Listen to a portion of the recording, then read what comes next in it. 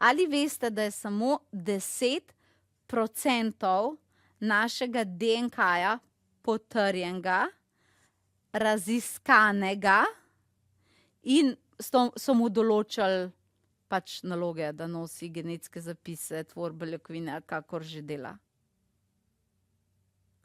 10%. Uganite, kako imenujejo ostalih 90% našega DNK-ja. Ne vem, če poznate ta izraz. Junk DNK. Junk pomeni kaj? Odpadlo. Junk, neuporabno. Odpadni material je junk. Nekaj, kar pač nima nobene uporabe. Kaj z 90%? Ne, to ni nič. Temna materija.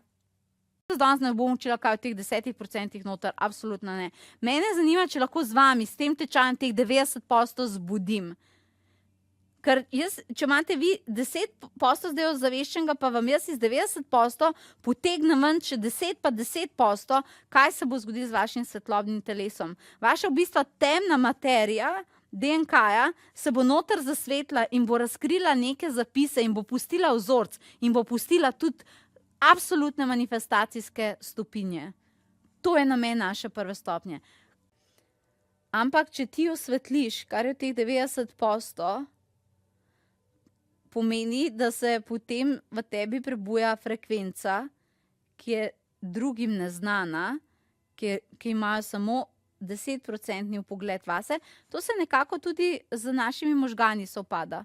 To je ista fora. Več ali manj je izmerjeno, da ljudje uporabljajo med 10 do 14%, ampak te 14 so že malo bolj delali na sebi. 10 do 14% možganov imamo ljudje prebujenih. Zakaj? Torej, ostali procenti so pa odpadni možgani. Vse to je znanost povedala. Ne, niso. To so vse te stvari. Zdaj si pa predstavljaj, da vse ti to znotraj sebe osvetliš. Kaj to pomeni, da boš ti zagledal? Če ti zbudiš frekvenco, ki je trenutno v temni materiji, s svetlobo, s tem, da boš delala aktivacije, katere je teta Kristi tako prijazno posnela za tebe, pomeni, da boš zagledala tisto, kar si drugi želijo, pa nikakor ne morejo. Posebne odrede angelov, branje dušnih zapisov, tebi je pol to otroška igra.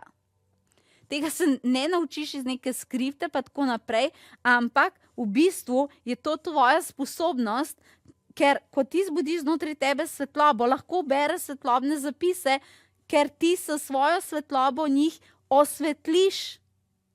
In lahko vidiš, kaj je tam noter.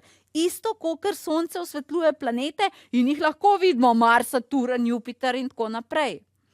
Ostalih pa pač nekaj so v temni materiji. Ampak če se sonce danes odločilo, veš kaj, meni pa danes dolg čas. In te planeti, klele, razumeš, gledam jih že toliko tisoč let, ne da se mi več. Jaz bom pa zdaj malo obrnil drugom energijo. Lej nekaj novega in bi osvetlili drug del vesolja. O moj bog, klej še vsaj 80 planetov, kaj ne delam z njimi?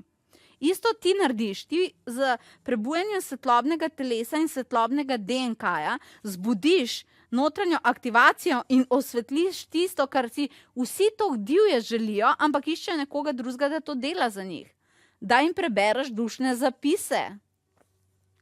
Da vidiš posebni odred angelov, ki absolutno niso na stanju, da bi jih lahko nek zemljan opazoval, ampak moraš jih ti osvetliti z nekimi drugimi frekvencami, ki so ponavadi tukaj na zemlji skrite.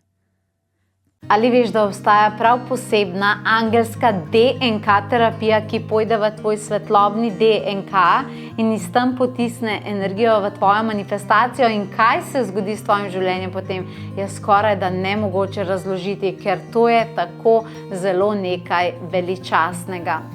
Kaj pa mogoče dušni readingi? Kaj pa je to? Ali se lahko mi naučimo prebrati, kako je duša zastavila svojo pot na zemlji? Kaj to pomeni? Na kakšen način se to dela? Ali mogoče, če kdaj v življenju izgubimo svoj kompas, lahko naravnamo nekako ponovno božanski red in čas? A veš, da se to da? Resnično se to da. kdo je bil Lord Maitreya, kakšne napovedi in kakšne prerokbe je pustil za planet Zemlja in kaj to pomeni zate. Koga lahko dobiš dodatno v inkarnacijo, kako lahko uravnovesiš dušne nekakšne dogovore, kako lahko ozdraviš neke dušne energijske tegobe in še. Ti je to zavibriralo?